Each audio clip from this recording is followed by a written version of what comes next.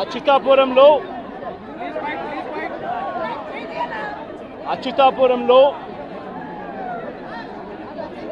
జరిగిన ఈ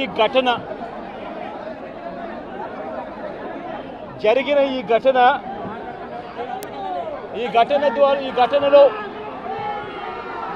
ప్రభుత్వం వ్యవహరించిన తీరు, ప్రభుత్వం స్పందించిన తీరు,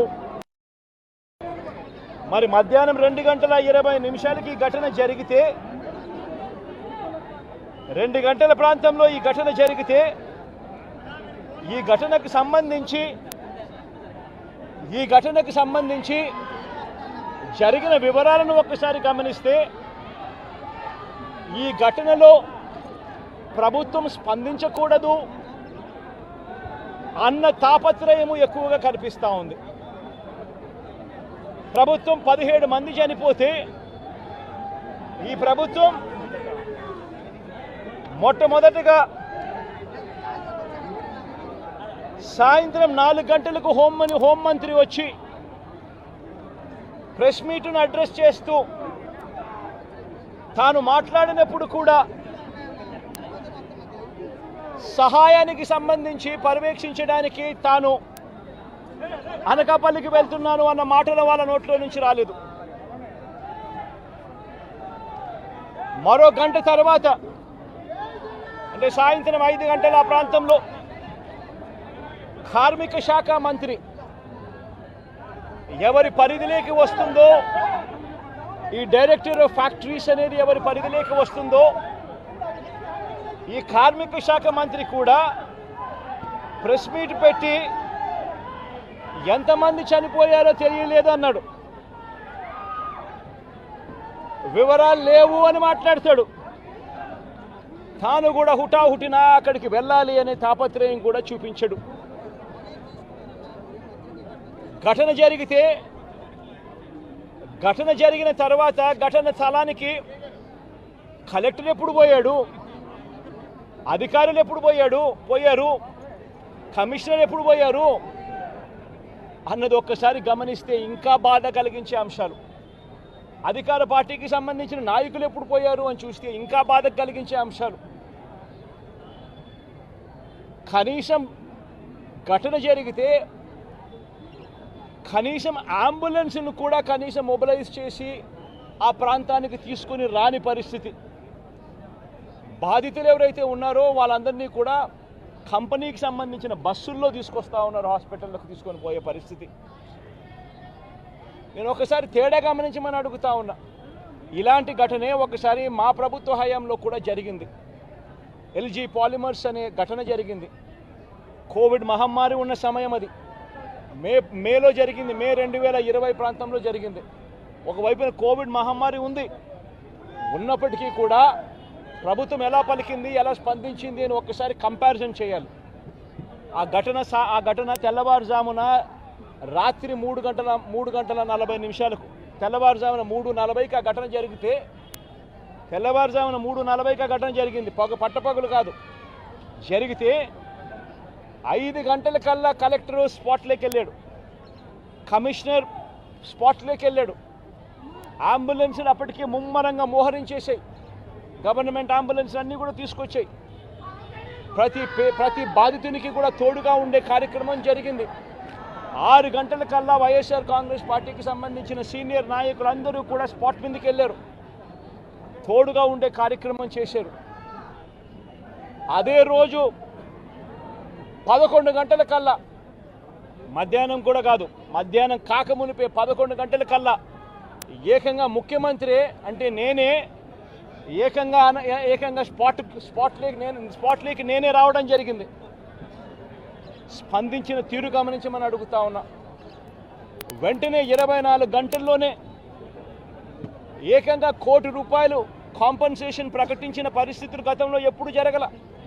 ఇట్లాంటి ఘటనలు జరిగినప్పుడు గవర్నమెంట్ ఎప్పుడూ కూడా రెస్పాన్సిబిలిటీ తీసుకొని, గవర్నమెంట్ ఎప్పుడూ కూడా బాధితుల పట్ల సానుభూతితో ఎప్పుడూ వ్యవహరించాల. ఇంతగా వ్యవహరించిన పరిస్థితులు ఎప్పుడూ లేవు. మొట్టమొదటిసారిగా ₹1 కోటి కాంపన్సేషన్ ఇచ్చిన ఏకైక ప్రభుత్వం మొట్టమొదటిగా వైఎస్ఆర్సీపీ ప్రభుత్వమే. మన ప్రభుత్వమే జగన్ ప్రభుత్వమే ఇచ్చిందని కూడా చెప్పడానికి కూడా సంతోషపడతా ఉన్నాను నేను. ఇక్కడ 24 గంటల్లోనే ఏకంగా 30 కోట్ల రూపాయలు అక్కడికి ఇమీడియట్లీ పంపించి బాధితులకు తోడుగా నిలబడడం జరిగింది. ఎవరైతే దెబ్బలు తగిలాయో, ఎవరైతే ఉన్నారో వాళ్ళని వెంటనే హాస్పిటల్లోకి చేర్పించడం, 3 రోజులు హాస్పిటల్లో ఉంటే 10 లక్షల రూపాయల మేర కాంపెన్సేషన్ ఇవ్వడం, హాస్పిటల్లోకి పెరిగిన మైనర్ ఇంజనీర్స్కి కూడా వెంటనే 3 లక్షల రూపాయలు ఇవ్వడం, హాస్పిటల్లోకి ఎవరు వచ్చినా కూడా చిన్న గాయాలతో వచ్చిన వాళ్ళకు కూడా 25,000 రూపాయల మేరకు వాళ్ళకు కూడా కాంపెన్సేషన్ ఇచ్చి పంపించడం, ఏకంగా గ్రామాలకు కూడా 15,000 మంది 15,000 మంది నివాసం ఉంటా ఉన్న చుట్టుపక్కల ఉన్న 5 గ్రామాలకు సంబంధించి ప్రతి ఒక్కరికి కూడా మళ్ళీ 10,000 రూపాయలు కూడా ఇచ్చి కూడా తోడుగా నిలబడిన పరిస్థితులు ఆ రోజుల్లో వైఎస్ఆర్ కాంగ్రెస్ పార్టీ ప్రభుత్వ హయాంలో జరిగాయి. నేను ఇక్కడ ఎందుకు చెప్తా ఉన్నాను అంటే, మనిషి ఒక ప్రభుత్వం అధికారంలో ఉన్నప్పుడు స్పందించే తీరు ఎలా ఉంటుంది అన్నది చాలా ఇంపార్టెంట్. ఈ ఘటనలో చంద్రబాబు నాయుడు గారు ఇక్కడికి వచ్చినప్పుడు ఆయన ప్రెస్ మీట్ చూసి ఆశ్చర్యపోయా. జగన్ హయాంలో జరిగాయి ఘటనలు అని చెప్పి చెప్తాడు, కానీ నేరాన్ని ఇక్కడ నుంచి డైవర్ట్ చేసే కార్యక్రమం చేస్తాడు. కానీ ఆశ్చర్యం ఏమిటంటే, చంద్రబాబు నాయుడు ఇంతకుముందు 2014 నుంచి 19 ఆయన ముఖ్యమంత్రిగా ఉన్నప్పుడు ఆయన హయాంలో జరగలేదా? ఈ ఘటనలు ఇటువంటివన్నీ ఎవరి హయాంలో అయినా కూడా జరుగుతాయి. కానీ జరిగినప్పుడు ఒక ప్రభుత్వం ఎలా స్పందిస్తూ ఉంది అన్నది మోస్ట్ ఇంపార్టెంట్ ఆస్పెక్ట్. ఒక ప్రభుత్వం అన్నది స్పందించేటప్పుడు ఎంపతి చూపించాలి, అంటే సానుభూతి చూపించాలి ప్రజల పట్ల, బాధితుల పట్ల. రెండోది ప్రభుత్వం చేయాల్సింది ఏమిటి అని అంటే రెస్పాన్సిబిలిటీ తీసుకోవాలి. ఈ రెండు కూడా ఆ రోజు వైఎస్ఆర్ కాంగ్రెస్ పార్టీ ప్రభుత్వం చేసింది. ఈరోజు చీఫ్ సెక్రటరీగా ఉన్న నీరబ్ ప్రసాద్ అనే వ్యక్తి ఎవరైతే చీఫ్ సెక్రటరీగా ఉన్నారో ఆయన ఆధ్వర్యంలోనే అప్పుడే ఒక హై లెవెల్ కమిటీ వేసి ఫ్యాక్టరీ సెక్యూరిటీని, పొల్యూషన్ కంట్రోల్ని, ఈ రెండింటినీ కూడా క్రోడీకరించి ఇటువంటి ఘటనలన్నీ కూడా పునరావృతం కాకుండా ఏ రకమైన రిఫార్మ్స్ తీసుకొని రావాలి అని చెప్పి ఆలోచన చేసి కమిటీ స్టడీ చేసి సిఫార్సు చేయమని చెప్పి కూడా ప్రభుత్వం కోరింది. నీరబ్ ప్రసాద్ అనే ప్రస్తుత చీఫ్ సెక్రటరీ గారు అప్పట్లో కమిటీ హెడ్గా ఉండి తాను కూడా రిపోర్ట్ కూడా ఇచ్చాడు. ఆ రిపోర్ట్ ఆధారంగా ఆగస్టు 2020లోనే జీవో కూడా ఇష్యూ చేసి ఒక ప్రాపర్ ప్రోటోకాల్ను తీసుకొని రావడం జరిగింది. ఆ ప్రోటోకాల్ ఏమిటి అని అంటే, అన్ని రెగ్యులేషన్స్ డిఫరెంట్ సైలోస్లో కాకుండా అన్ని క్రోడీకరించి ఒక చోటుకు తీసుకొచ్చే కార్యక్రమం జరిగింది. ఫ్యాక్టరీ సేఫ్టీకి సంబంధించిన ప్రోటోకాలు, పొల్యూషన్ కంట్రోల్కి సంబంధించిన ప్రోటోకాలు అన్నిటినీ కూడా కలిపి ఒక ప్రోటోకాల్ తీసుకొని రావడం జరిగింది.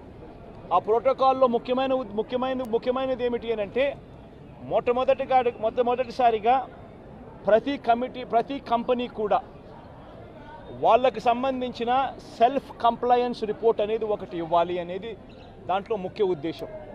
ఒకవేళ సెల్ఫ్ కంప్లయన్స్ రిపోర్టు తయారు చేసే కార్యక్రమంలో ఆ కంపెనీకి నైపుణ్యత లేకపోతే థర్డ్ పార్టీ అక్రిడిటెడ్ ఏజెన్సీని కూడా గవర్నమెంటు అందుబాటులోకి తీసుకొచ్చింది. వీళ్ళ ద్వారా మ్యాండేటరీగా ప్రతి కంపెనీ సెల్ఫ్ కంప్లయన్స్ రిపోర్ట్ అనేది మ్యాండేటరీగా ఇవ్వాలి. ఇచ్చిన తర్వాత ఆ కంప్లయన్స్ రిపోర్టు నిజంగా ఉందా లేదా, నిజంగానే వాళ్ళు ఇవన్నీ ఉన్నాయా లేదా, ఇవి కాక ఇంకా ఫర్దర్గా వాళ్ళు ఏమైనా చేయాల్సినవి ఏమన్నా ఉన్నాయా లేదా అన్నది నిర్ధారించడానికి కోసం ఒక కమిటీ ఇన్స్పెక్షన్ కూడా చేయాలి. ఆ కమిటీలో కూడా అన్ని డిపార్ట్మెంట్స్కి సంబంధించి, అంటే pollution control department, boiler security department, రియాక్టర్స్కి సంబంధించి, ఎలక్ట్రిసిటీకి సంబంధించి, ఫైర్కి సంబంధించి అన్ని డిపార్ట్మెంట్లు క్రోడీకరించి వాళ్ళు ఇన్స్పెక్షన్ కూడా చేస్తారు. చేసిన తర్వాత వాళ్ళు కంపెనీ యాజమాన్యానికి ఫర్దర్గా ఇవి చేయాలి అని చెప్పి ఒకవేళ ఏదైనా ఉంటే అవి కూడా వాళ్ళు ఐడెంటిఫై చేసి కంపెనీ యాజమాన్యానికి వాళ్ళు టైం ఇస్తారు, కంప్లై చేయండి అని చెప్పి. అది 15 రోజులు టైం ఇస్తారు. అంటే కంప్లయన్స్ రిపోర్ట్ వచ్చిన తర్వాత మళ్ళీ వీళ్ళు 1 మంత్ లోపల వీళ్ళు ఇన్స్పెక్షన్ చేసిన రిపోర్ట్ వచ్చిన తర్వాత ఆ ఇన్స్పెక్షన్ రిపోర్ట్లో కంపెనీ ఫర్దర్గా ఏమైనా చేయాల్సి ఉంటే మళ్ళీ వాళ్ళకి 15 రోజులు టైం ఇస్తూ వీళ్ళు మళ్ళీ ఒక రిపోర్ట్ అనేది ఇస్తారు. ఆ రిపోర్టును ఆ 15 రోజుల లోపల వాళ్ళు చేసేట్టుగా జాయింట్ కలెక్టర్ ఆధ్వర్యంలో జాయింట్ కలెక్టర్కు ఆ రెస్పాన్సిబిలిటీ ఫిక్స్ చేసి జాయింట్ కలెక్టర్ ఆధ్వర్యంలో ఆ ఇన్స్పెక్షన్లో వాళ్ళు చెప్పినవన్నీ జరిగాయా లేదా అని మానిటర్ చేసే రెస్పాన్సిబిలిటీ ఆ జేసీకి ఇస్తుంది. ఈ ప్రోటోకాల్, ఈ సిస్టమ్ ఉంది. ఇది ఒక రిఫార్మ్ కింద ఎల్జీ పాలిమర్స్ ఘటన జరిగిన తర్వాత నీరబ్ ప్రసాద్ గారి ప్రస్తుత చీఫ్ సెక్రటరీ గారు హై లెవెల్ ఆయన ఆధ్వర్యంలో హై లెవెల్ కమిటీ వేసిన తర్వాత ఆయన స్టడీ చేసిన తర్వాత ఆయన ఇచ్చిన సిఫార్సులతో ఈ జీవో ఇష్యూ చేసి ఈ ప్రోటోకాల్ అనేది ఎగ్జిస్టింగ్లో ఉంది. ఎగ్జిస్టెన్స్లో ఉన్న ఈ జీవోను పూచా తప్పకుండా ప్రభుత్వం గన మానిటర్ చేసి ఉండింటే, ఇది జరుగుతుందా లేదా అన్నది గన గవర్నమెంట్లో ఉన్న పెద్దలు మానిటర్ చేసి ఉండింటే చాలు, ఇటువంటి ఘటనలు మళ్ళీ పునరావృతం కాకుండా ఉండే పరిస్థితి ఉండేది.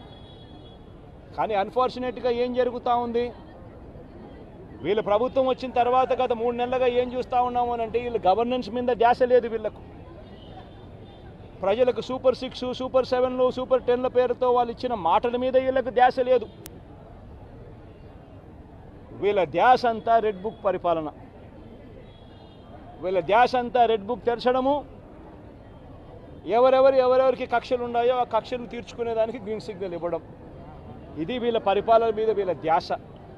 వీళ్ళు పెట్టాల్సిన ధ్యాస ఇటువంటి రిపోర్ట్ల మీద, ఇటువంటి కంప్లైంట్స్ మీద, ఇటువంటి ఘటనల మీద ఎవరెవరు ఏమేం చేయాలి అని చెప్పి ప్రోటోకాల్ ప్రకారం జరుగుతూ ఉందా లేదా, ఇవన్నీ జరుగుతున్నాయా లేదా అని చెప్పి చూసుకొని గవర్నెన్స్ రెగ్యులర్గా పాలసీ రెగ్యులర్గా జరిగి ఉంటే ఈరోజు ఫ్యాక్టరీస్ పరిస్థితి ఇలా ఉండేది కాదు.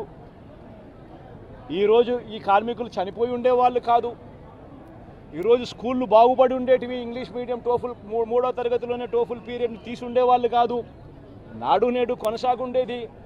గోరుముద్ద కార్యక్రమం బాగా జరుగుతూ ఉండేది. ఇవన్నీ కూడా జరుగుతూ ఉండేటివి. ఒకవైపున స్కూళ్ళు నాశనం అయిపోయాయి, మరోవైపున హాస్పిటళ్ళకి సంబంధించి జనవరి నుంచి రావాల్సిన బిల్లులు, జనవరిలో బిల్లులు ఏదైనా ఉంటే ఫిబ్రవరిలో ఆ బిల్స్ ప్రాసెస్ చేస్తారు, మార్చిలో ఆ బిల్స్కి సంబంధించిన పేమెంట్లు క్లియర్ చేస్తారు. ఆరోగ్యశ్రీ నెట్వర్క్ హాస్పిటల్స్కి సంబంధించి మార్చి 16వ తారీఖున కోడ్ వచ్చింది. ఇక అప్పటి నుంచి జనవరికి సంబంధించిన బిల్లులు పూర్తి జనవరికి సంబంధించినప్పటి నుంచి ఇప్పటిదాకా ఆరోగ్యశ్రీ బిల్లులు నెట్వర్క్ హాస్పిటల్లో ఇవ్వడం లేదు. ఆరోగ్యశ్రీ హాస్పిటల్కు బిల్లులు రావడం లేదు కాబట్టి ఏ పేషెంట్ అయినా హాస్పిటల్కి పోతే ఆ హాస్పిటల్లో ఆ పేషెంట్ డబ్బులు లేక కట్టలేని పరిస్థితిలో, పేషెంట్ అధ్వానమైన పరిస్థితిలో బతుకుతూ ఉన్నాడు. పట్టించుకునే నాతుడు లేడు. పిల్లలకు సంబంధించిన ఫీజు రీయింబర్స్మెంట్ అనే కార్యక్రమం గతంలో వైఎస్ఆర్సీపీ ఉన్నప్పుడు ఏ రకంగా జరిగేది? ప్రతి 3 నెలలకు ఒకసారి, ప్రతి త్రైమాసికం అయిపోయిన వెంటనే, ఆ త్రైమాసికం అయిపోయిన వెంటనే ఫీజు రీయింబర్స్మెంట్ కింద విద్యా దీవెన అన్నది ఆ తల్లుల ఖాతాల్లోకి జమ అయ్యేది. ఈరోజు 2 క్వార్టర్స్ అయిపోయాయి, 2 త్రైమాసికాలు అయిపోయాయి. జనవరి, ఫిబ్రవరి, మార్చు, ఏప్రిల్, మే, జూను. ఇప్పుడు 3వ త్రైమాసికం కూడా జూలై, ఆగస్ట్, సెప్టెంబర్ కూడా అయిపోవస్తూ ఉంది దాదాపుగా. ఇంతవరకు పిల్లలకు సంబంధించిన ఫీజు రీయింబర్స్మెంట్ బకాయిలు ఇంతవరకు రూపాయి కూడా ఇవ్వాల. పిల్లల్ని ఈరోజు కాలేజీలలో చేరేటప్పుడు కాలేజీ యాజమాన్యాలు ప్రభుత్వం ఎప్పుడు ఇస్తుందో తెలియదు, ఇస్తుందో లేదో తెలియదు, మీరు ఫీజులు కట్టాల్సిందే అని చెప్పి ఒకవైపున ఫీజులు డిమాండ్ చేస్తూ ఉన్నాయి కాలేజీ యాజమాన్యాలు, మరోవైపున పిల్లలకు సర్టిఫికెట్లు మేము మీరు ఫీజులు కట్టకపోతే అని చెప్పి పిల్లల మీద ఒత్తిడి తీసుకొస్తూ ఉన్నాయి కాలేజీలు. పట్టించుకునే పరిస్థితి లేదు. వ్యవసాయం ముమ్మరంగా సాగుతూ ఉంది. రైతులందరికీ కూడా పెట్టుబడి సహాయం కింద 20,000 రూపాయలని ఇస్తానన్నాడు. ఆ పెట్టుబడి సహాయం ఏమైందని రైతు అడుగుతూ ఉన్నాడు. గతంలో కనీసం 13,500 వచ్చేది. ఈరోజు పెట్టుబడి సహాయం కింద 20,000 ఇస్తానన్నాడు. ఇంతవరకు రూపాయి ఇలా పెట్టుబడి సహాయం పోయింది. రైతులకు సంబంధించి ఇన్సూరెన్స్ సొమ్ము, రైతులకు ఇంతకుముందు ఉచితంగా పంటల బీమా వచ్చే పరిస్థితి నుంచి ఆ ఉచితంగా కట్టాల్సిన పంటల బీమాకు సంబంధించి మామూలుగా ప్రతి సంవత్సరం ఏప్రిల్, మేలో ఆ ఇన్సూరెన్స్ ప్రీమియం కట్టాలి. 2023-24కు సంబంధించిన ఖరీఫ్కు సంబంధించిన ఇన్సూరెన్స్ సొమ్ము రావాలి అని అంటే 2024 ఏప్రిల్, మేలో ప్రభుత్వం డబ్బులు కడితే, ఆ మేలో ప్రభుత్వం డబ్బులు కడితే మ్యాచింగ్ గ్రాంట్ సెంట్రల్ గవర్నమెంట్ కూడా ఇచ్చి జూన్ మాసంలో ఇన్సూరెన్స్ సొమ్ము కూడా ప్రభుత్వం ప్రతి సంవత్సరం ఇస్తూ వచ్చింది. ఆ ప్రక్రియను పూర్తిగా నాశనం చేశారు. ఇన్సూరెన్స్ సొమ్ము కూడా రాని పరిస్థితిలో ఈరోజు రైతన్న ఉన్నాడు. ఉచిత పంటల బీమా గాలికి ఎగిరిపోయింది. ఈ క్రాప్ అనేది గాలికి ఎగిరిపోయింది. రైతులందరూ కూడా ఈరోజు క్యూలలో నిలబడతా ఉన్న పరిస్థితులు కనబడతా ఉన్నాయి. కనీసం ఎరువులు కావాలన్నా, విత్తనాలు కావాలన్నా దారుణమైన పరిస్థితిలోకి వెళ్ళిపోయింది. గడప వద్దకే ఇంటి వద్దకే వచ్చే పెన్షన్ ఆగిపోయింది. గడప వద్దకే ఇంటి వద్దకే వచ్చే ఇంటి వద్దకే వచ్చే రేషన్ ఆగిపోయింది, పెన్షన్ ఆగిపోయింది. ఈరోజు మళ్ళీ ప్రతి వ్యవస్థలో కూడా ఏం జరుగుతూ ఉందనంటే కరప్షన్ విపరీతంగా పెరిగిపోయింది, డిస్క్రిమినేషన్ అనేది విపరీతంగా పెరిగిపోయింది. తెలుగుదేశం నాయకుల చుట్టూ వీళ్ళంతా తిరిగితే తప్పనించి రాని పరిస్థితి అని చెప్పి ఏకంగా మెసేజ్ పంపిస్తూ ఉన్నారు. ఈరోజు నిజంగా పాలన అన్నది నిజంగా ఈరోజు ఏం జరుగుతూ ఉందనంటే రోజు కూడా కక్షలు తీర్చుకునే దానికోసము కొట్టడము, చంపడము, ఆస్తులు ధ్వంసం చేయడము కనిపిస్తున్నాయి తప్పనించి పాలనలో ఏదైనా కూడా మంచి చేయాలి, ప్రజలకు మంచి జరగాలి అన్న ఆలోచన, తాపత్రయం ఎక్కడ కూడా కనిపించని అధ్వానమైన పరిస్థితి ఈరోజు మొట్టమొదటిసారిగా రాష్ట్రంలో సాగుతూ ఉంది. నేను ఇవాళ ఇప్పటికైనా ఒకటే మాట చెప్తా ఉన్నా, చంద్రబాబు నాయుడుకి ఇదే మాట చెప్తా ఉన్నా. కాంపన్సేషన్ అన్నది ఎంపతితో ఇవ్వాలి, సానుభూతితో ఇవ్వాలి, ఇవ్వాల్సిన సమయంలో ఇవ్వాలి. ఇంతమంది హాస్పిటల్లో ఉన్నారు, వాళ్ళందరికీ ఏ ఒక్కరికి కూడా ఈ హాస్పిటల్లో ఉన్న వాళ్ళకి ఏ ఒక్కరికి కూడా ఇంతవరకు డబ్బులు ముట్టల. వాళ్ళందరికీ కూడా మనం ఇస్తామని చెప్పిన డబ్బులు వెంటనే ఇప్పించే కార్యక్రమం చేయండి. ఆ ప్రోటోకాల్ ఏదైతే ఉందో ఫ్యాక్టరీ సెక్యూరిటీస్కి సంబంధించి, ఫ్యాక్టరీ సెక్యూరిటీ, పొల్యూషన్ కంట్రోల్కి సంబంధించి ఏదైతే ప్రోటోకాల్ ఎగ్జిస్టెన్స్లో ఉందో ఆ ప్రోటోకాల్ను కనీసం ఇప్పటి నుంచి అన్నా కనీసం మానిటర్ చేసే దిశగా అడుగులు వేయండి. ఇటువంటి మళ్ళీ పునరావృతం కాకుండా చేసే కార్యక్రమాలు చేయండి. ఆ ఫ్యాక్టరీకి సంబంధించి ఏం జరిగిందో లోతైన ఎంక్వైరీ చేయండి. అడిగినప్పుడు నేను ఇక్కడ బాధితులను పరామర్శించినప్పుడు, బాధితులను అడుగుతా ఉన్నప్పుడు నేను అడిగా, ఆ ఫ్యాక్టరీకి సంబంధించిన విషయాలకు సంబంధించి కూడా తెలుసుకునే ప్రయత్నం చేశా. ఫ్యాక్టరీలో ఏం జరుగుతూ ఉంది, ఫ్యాక్టరీలో SOPs బాగానే పాటించే వాళ్ళ, ఫ్యాక్టరీలో పొల్యూషన్ కంట్రోల్ అనేది స్టాండర్డ్ మెయింటెనెన్స్ చేసేవాళ్ళ అని కూడా అడిగా. అవన్నీ కూడా బాగానే జరిగేటివే అన్న, బాగానే జరిగేటివే, కానీ ఇది ఎందుకు జరిగిందో తెలియదన్నా అని చెప్పి చెప్తా ఉంటాను. నేను ఫ్యాక్టరీలకు సంబంధించి వాళ్ళని ఏదో యాజమాన్యానికి సంబంధించి ఎవరన్నా కానీ ఆ యాజమాన్యం వాళ్ళు ఏదో తప్పులు పట్టాలని ఇంకోటి పట్టాలని నేనేం చెప్పడంలా. బట్ లోతైన ఎంక్వైరీ అయితే జరగాలి, ఎందుకు తప్పు జరిగిందో తెలుసుకోవాలి. తెలుసుకొని ఇటువంటి మళ్ళీ పునరావృతం కాకుండా అటువంటివన్నీ కూడా చెక్స్ పెట్టి దాన్ని బ్లాక్ చేయాలి. ప్లస్ ప్రోటోకాల్ ఏదైతే ఎగ్జిస్టెన్స్లో ఉందో దాన్ని ఇంప్లిమెంట్ చేసే కార్యక్రమం జరగాలి. అప్పుడు మిగిలిన ఫ్యాక్టరీలలో కూడా ఆటోమేటిక్లీ ఎప్పుడైతే చెక్స్ అనేటివి ఎప్పుడైతే రెగ్యులర్గా పీరియాడికల్గా జరగడం మొదలు పెడతాయో అప్పుడు న్యాచురల్గా సేఫ్టీ పారామీటర్స్ పెంచడం జరుగుతుంది. సేఫ్టీ పారామీటర్స్ ఎప్పుడైతే పెరుగుతాయో అప్పుడు ఇటువంటి ఘటనలు జరగకుండా పోతాయి. ఇవన్నీ ఖచ్చితంగా చేయాలి. ఇవన్నీ ఖచ్చితంగా చేయకపోతే మాత్రం మేము కూడా ఖచ్చితంగా మరో 2 వారాలు, మరో 3 వారాలు టైం ఇస్తాం. మరో 3 వారాల తర్వాత కూడా ప్రతి ఒక్కరికి కూడా హాస్పిటల్లో ఉన్న వీళ్ళందరికీ కూడా, చనిపోయిన వాళ్ళందరికీ కూడా కాంపన్సేషన్ విషయంలో చంద్రబాబు నాయుడు దగ్గర నుంచి స్పందన రాకపోతే మాత్రం ఖచ్చితంగా వైఎస్ఆర్ కాంగ్రెస్ పార్టీ బాధితుల తరపున ధర్నాకైనా కూర్చుంటుంది. అవసరమైతే జగన్మోహన్ రెడ్డి స్వయంగా వచ్చి కూడా ధర్నాలో పార్టిసిపేట్ చేస్తారని కూడా ఈ సందర్భంగా ఖచ్చితంగా ఈ ప్రభుత్వాన్ని హెచ్చరిస్తూ తెలియజేస్తాం.